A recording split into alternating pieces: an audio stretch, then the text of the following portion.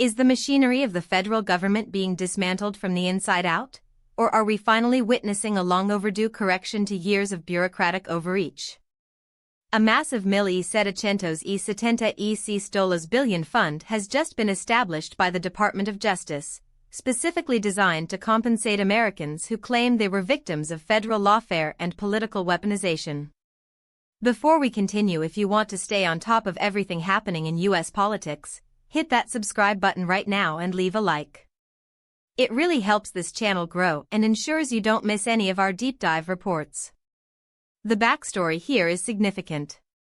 This fund was born out of a settlement agreement regarding a Doj'S billion lawsuit filed by President Donald Trump and his sons, Eric and Donald Trump Jr., against the IRS.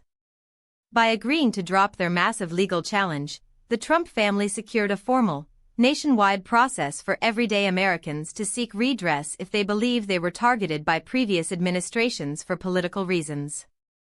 Acting Attorney General Todd Blanche made it clear, the goal is to make right the wrongs of the past and ensure that the government is never again used as a tool to silence dissent or punish political opponents. While the Trumps themselves are ineligible to receive a single cent from this billion-dollar pot, they will receive a formal apology. This is part of a broader resolution that includes the withdrawal of additional claims related to the controversial FBI raid of Mar-a-Lago and the long-standing allegations surrounding the so-called Russia collusion hoax. In fact, the Justice Department is already moving forward with an investigation into former CIA Director John Brennan, probing whether he misled Congress regarding the intelligence reports used during the 2016 election cycle. But let's look at the mechanics here. This money isn't just appearing out of thin air. It is coming from a permanent congressional appropriation designed for settling cases, and it will be managed by a 5-member commission appointed by the U.S. Attorney General. The administration is drawing a direct parallel to the Obama-era Keeps Eagle Fund, which was established to compensate victims of federal discrimination. They argue that if the government can provide restitution for past systemic wrongs, it must also provide restitution for the abuse of power. Predictably, the opposition is furious. Former FBI Director James Comey, who recently faced charges from the Justice Department, didn't hold back his criticism. He described the fund as a multi-million-dollar ATM at Mar-a-Lago for people he claims have committed crimes. He warns that this sets a dangerous precedent, suggesting that we are entering a hard 2 years where the traditional values of the Department of Justice are being completely rewritten. What does this mean for the average American? For supporters of the president, this is the ultimate vindication, a sign that the deep state is finally being held accountable for its actions over the last decade. They see this as a necessary financial deterrent to prevent federal agencies from overstepping their bounds in the future. On the other side, critics see a terrifying path toward cronyism.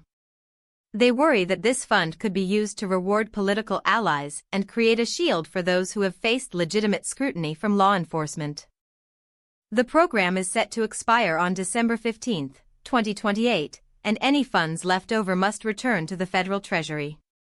With strict quarterly reporting requirements and an oversight commission in place, the DOJ claims they have built the necessary safeguards to prevent fraud and protect private information. But in a city as divided as Washington, the optics of this deal are just as important as the legal details. Is this the restoration of justice promised by the administration, or are we witnessing the normalization of political payoffs? So, what do you think about this? Is this $1.776B billion fund a heroic move to protect civil liberties, or is it an unprecedented abuse of power that will haunt the future of our legal system? Drop your opinion in the comments below. I read every single one, and I want to hear your take on this explosive development. The political landscape is shifting beneath our feet, and this settlement is only the beginning of a much larger battle over the soul of our federal institutions. Stay informed, stay critical, and stay tuned as we continue to track this story as it develops. Thank you for watching.